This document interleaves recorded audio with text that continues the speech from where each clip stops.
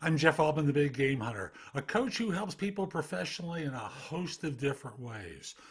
Job search, hiring more effectively, managing and leading, workplace related issues, career development, lots of different stuff, including executive coaching.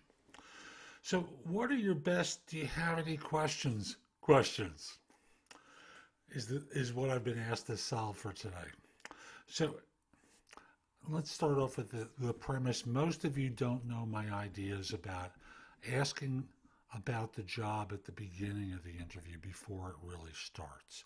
So you're stuck having to ask about the role at the end of the interview.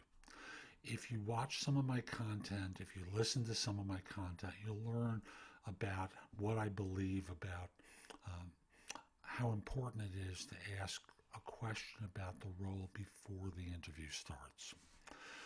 Now, let's assume that you have done that, and thus what I believe is you start off with a clarifying question. So, for example, they describe a role to you and they are asking you questions that are a little bit different than how they describe the role. So you might ask a clarifying question first. You know, describe the position in this way, but I noticed you asked a number of questions about this. How does that all kind of fit together? That's a clarifying question. And if you don't want to ask that, that's fine. But here's where it starts getting fun. Let's say you hire me and I come on board. What would your expectations of me be for the first 30, 60, 90 days? And that's a throwaway question that sets up the next one. Because most people will talk about we're going to get you acclimated to the environment, meet with all the people in the group, have you work on some easy stuff to get your feet underneath you. They'll say crap like that. Here's where it starts getting interesting. Let's say you hire me and I come on board and it's a year from now and it's time to give me my first review. And you are thrilled with the decision you made to hire me. What will I have accomplished during that year that would make you think that way? What makes this question work is that it gives you an idea of what their expectations of you are. Because sometimes you hear some crazy stuff that's completely unrealistic and you've dodged a bullet. You've been able to get out of taking a situation where you might fail. So again, first part of this is the first 30, 60, 90. Then the next is after a year, it's time to give me a review. What will I have accomplished that would make you think I was a great hire? Next question. I've got two more. So could you give me a sense of your timetable about next steps, when I might expect to hear back from you?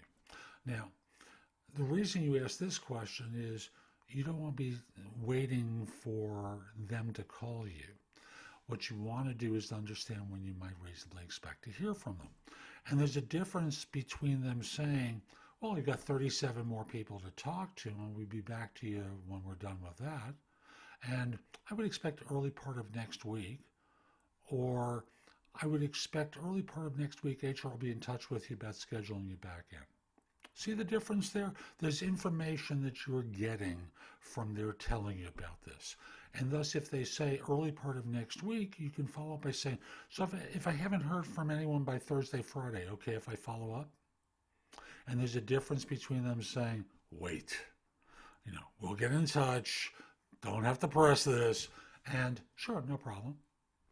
So notice there's a difference in those answers. Now, here's the fun one.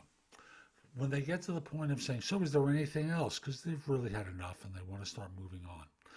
Is there anything that you've heard or not heard that gives you reason to hesitate about bringing me on board? Because remember, they're not always skillful in interviewing. So it gives them one last chance to be truthful and say, I didn't really hear a lot about such and such. And I know I've had people come back to me when they've asked this question and hearing stuff that they have experience with, it's just the questions weren't phrased right. So two guys in 1 week came back to me and said, oh, when you asked that question about such and such, what you want to find out was this. Can I tell you about my background with it? Sure. And then they were able to go into a description of what it was that this person had a concern about, all because they asked. So those are the questions I encourage people to ask at the end of the interview. Hope you found this helpful. I'm Jeff Altman. Visit my website, thebiggamehunter.us. I've got a ton there that you can watch, listen to, or read that'll help you find work.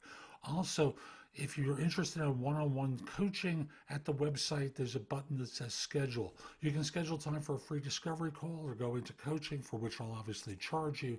I would love to help you. Lastly, you can watch me on TV.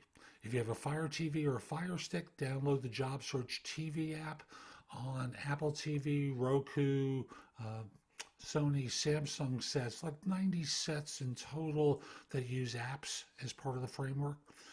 Download either Zingo TV, Zingo TV, or BingeNetworks.tv.